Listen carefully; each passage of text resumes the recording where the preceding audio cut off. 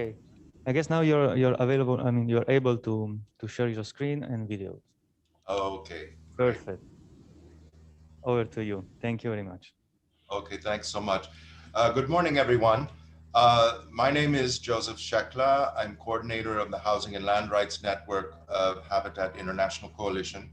And in this masterclass, we're going to attempt something a bit new and different. We are going to address land as a human right, or at least the human rights dimensions of land. And what I'd like to do first is begin with a premise or a kind of a provocative statement. At least it's provocative for me. And that is to say that in human rights law, there is no such thing as a human right to land. At least in the text, as it's been negotiated and adopted so far, we don't have any source in international law that recognizes a human right to land. But it's going to be our task, or my task at least, to make that argument as part of the discussion that is the implementation of the International Covenant on Economic, Social, and Cultural Rights. So if I may just turn to my screen, I wanted to, first of all, introduce the panelists. We have three other participants in this session.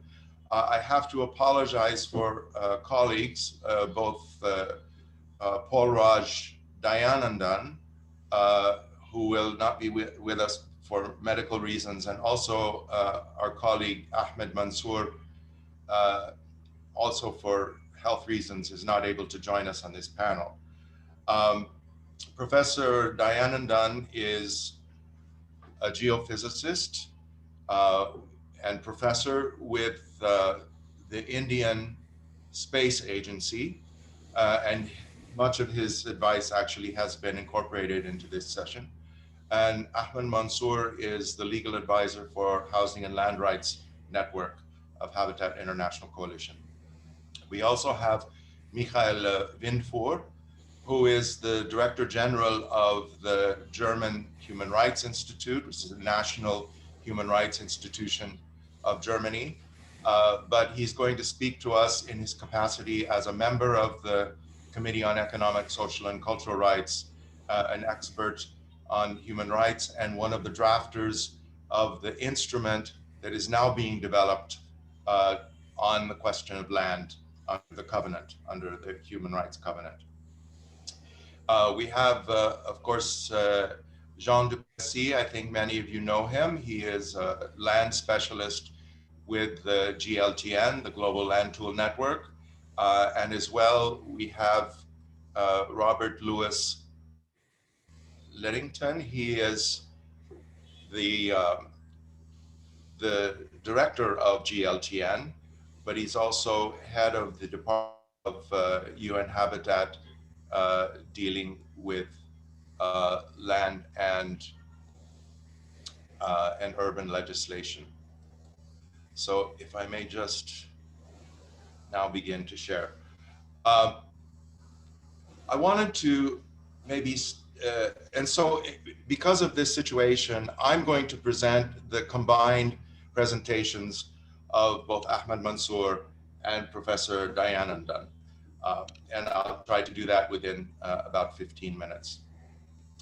I wanted to start with a quote that comes to us from the first day of this conference, and that was attributed to Ms.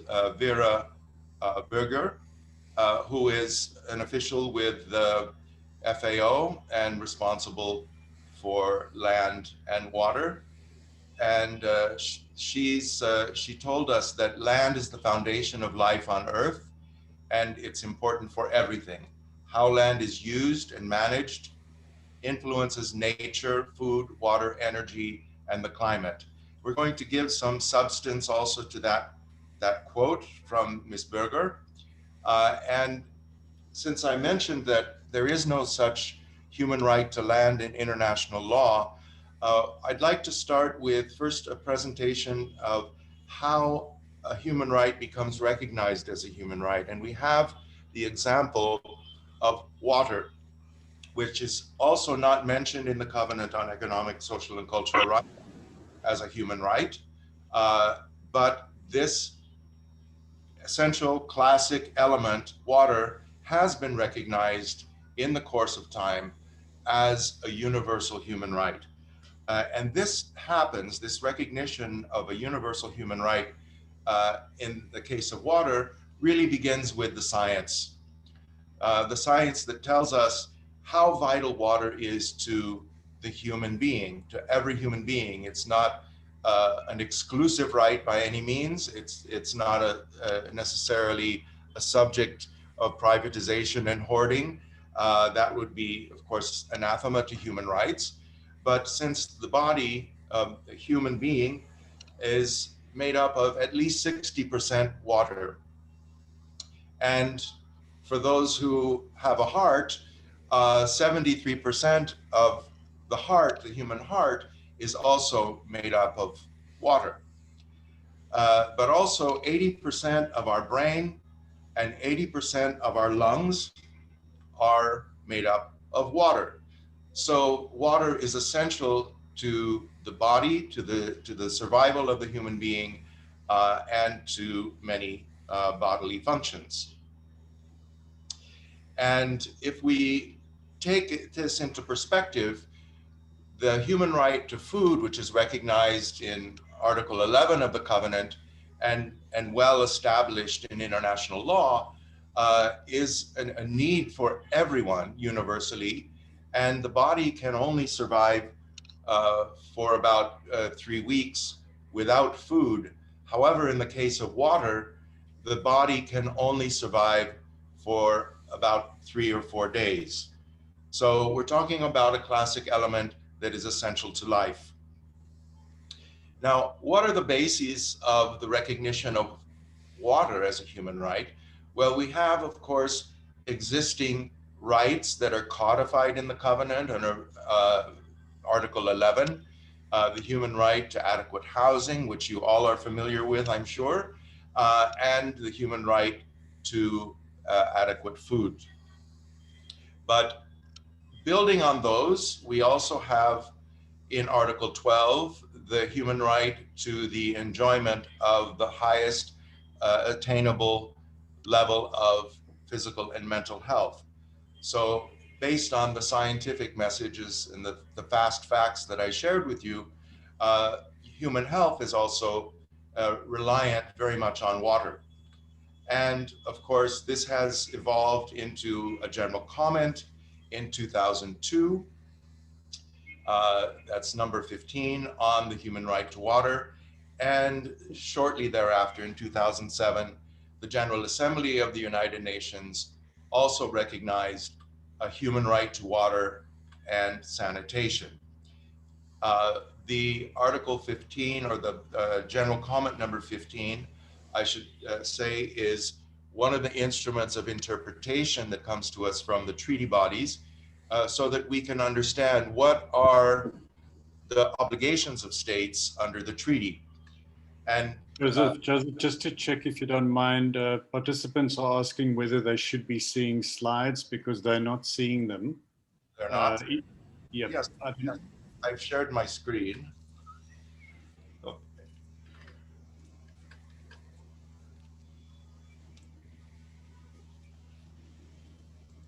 Apologies for the interruption.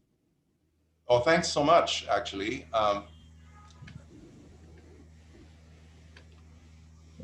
Still cannot see your presentation. Oh.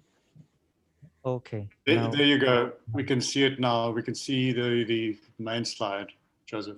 Okay, all right.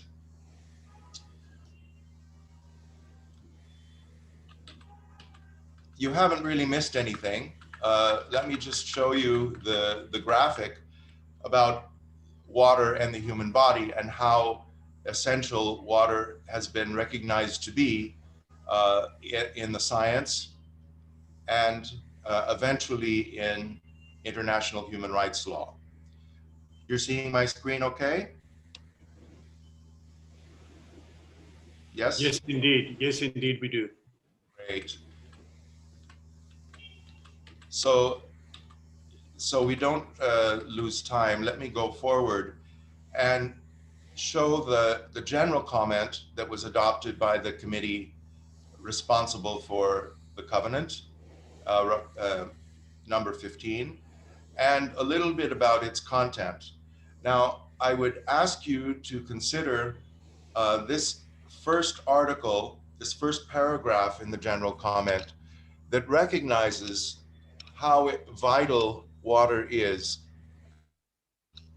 a natural resource that's subject to limitation, of course, that it recognizes a human right to water. It's indispensable for leading a life in human dignity or a life at all, and that the denial of this right uh, in underdevelopment, in other situations, has actually led to the violation of other human rights as well. But you could take this same paragraph and insert their land for water, and it would still be true. But that has not yet been enshrined in any international law. So although the General Assembly in 2010 and 2007 has reaffirmed that there is such a thing as a human right to water and sanitation, this is not disputed at the international level, nor is it disputed in the jurisprudence of the human rights committees overseeing the treaties, and particularly the Committee on Economic, Social, and Cultural Rights. So what about land? Can we subject land to the same test of universality? And that really is the burden that we share. This is, that is, the argument has to be made that there is universality in the human reliance on land in order for it to be a human right. If there's anything that we will achieve in this session, it may not be consensus on whether or not land is a human right, but at least we will be able to distinguish between what are land rights and what is a human right to land. They are clearly not the same. There's a slight difference in the semantics, but it has a great difference in meaning, a human right to land and land rights. So we want to be clear that here I'm going to be speaking about a human right to land. And why is this important? We found that in certain circumstances, human rights law has recognized rights to land of particular groups. In already the covenant, the covenant on civil and political rights, there is Article 7, which recognizes the rights of minorities, and the authoritative interpretation of that coming from the Human Rights Committee in General Comment number 23 also specifies that minorities have a particular way of life associated with the use of land resources. So for minorities, and especially in the case of Indigenous peoples, not to confuse the two, Indigenous peoples are defined to have a particular territorial definition as well as minorities, but even minorities have to be recognized as being associated with particular use of land resources. And that is recognized also in the protocol having to do with the rights of women under the African Charter, and the protocol on the rights of women in Africa of 2003 recognizes that states shall ensure that women have the right to nutritious food under Article 15 on the right to food security, but that can only be achieved with access to land. This is only about access to land. It doesn't recognize the other aspects of land, but the reliance on land is essential for food security. And Article 19 of that protocol also recognizes not only access, but control over productive resources such as land as an inherent right of women. Now, how is this treated in the region? We have African countries that have either signed or ratified.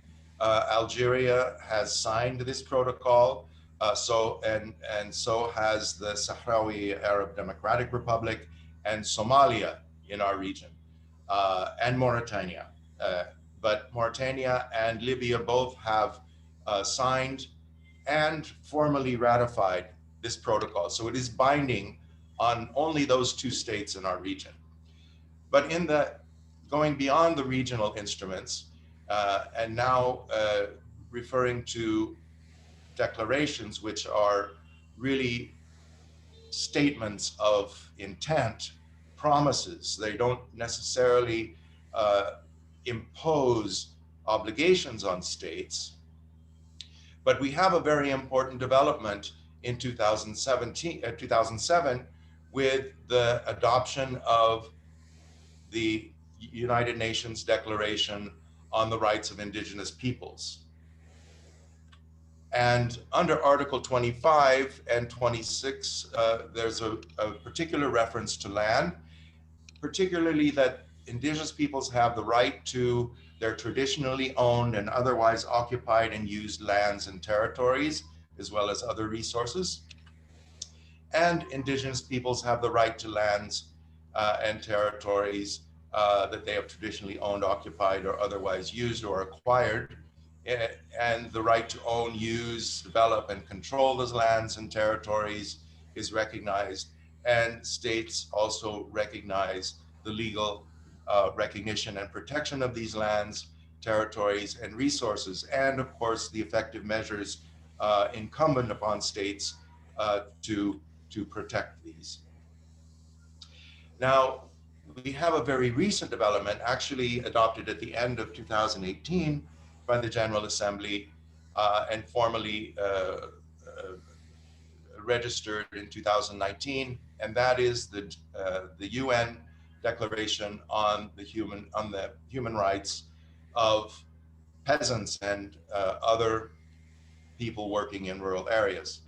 Article 17 recognizes that peasants and people living in rural areas have a right to land, have the right to land, and also recognizes that states shall take appropriate measures to remove and prohibit all forms of discrimination, and that all states shall take appropriate measures to provide legal recognition, that is in the domestic sphere, including customary land tenure rights, not currently protected by law. This is a very important stipulation for all of us and for land policy in our region and beyond. Now, we do have some binding instruments from the International Labor Organization, the 1989 Convention on the Rights of Indigenous Peoples, Indigenous and Tribal Peoples in independent countries. So this is a recognition of obligations of states toward Indigenous peoples that have recognized autonomy within the territorial state. And then, of course, we have this recognition of the rights of Indigenous peoples of 2017, and again of peasants just recently. Now, we should also consider when we're talking about our region, and this is an Arab land conference, what are the positions of these instruments within our region? It should be pointed out that in 1989 and until now, there are no states in our region that have joined the Convention on the Rights of Indigenous Peoples in independent countries. In the case of the Declaration on the Rights of Indigenous Peoples, almost all states in our region adopted this. So in the General Assembly vote, almost every country in the region has recognized the rights of Indigenous peoples as a kind of commitment of policy and law.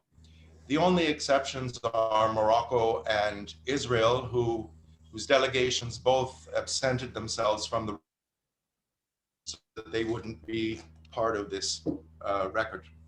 On a more positive note, in the United Nations Declaration on the Rights of Peasants and Other People Working in Rural Areas, every state, certainly all the Arab states of the League of Arab States, has adopted this in the vote in the General Assembly. And in our region, the only exception, of course, is Israel, which voted clearly no against that. But what about a human right to land as a human need? In order to make the universality test, we have to determine whether or not land is a human need, like we did for water. Not just for peasants, not just for indigenous peoples, not just for women, and not just for minorities. But there again, we turn this recognition from Ms. Berger, and we look at how land is treated in so many of the human endeavors that we undertake, from law to urban planning, to trade and investment, to certainly to food systems, which is now under great debate in the UN system and internationally because of COVID. And of course, the question of self-determination of peoples and non-self-governing peoples that are not yet part of the UN system. So there are so many issues that really rely on land, so that land is considered to be everywhere in all of our endeavors. So what is in the law, the land in the international law? We have some recognitions that apply to land. For example, we have the only instrument in international law, actually regional law, that determines the criteria for a modern state. There are essentially three criteria in Article 1 of the Montevideo Convention, and the state is comprised of land and territory, people, and institutions. There are several institutions, several constitutions that define land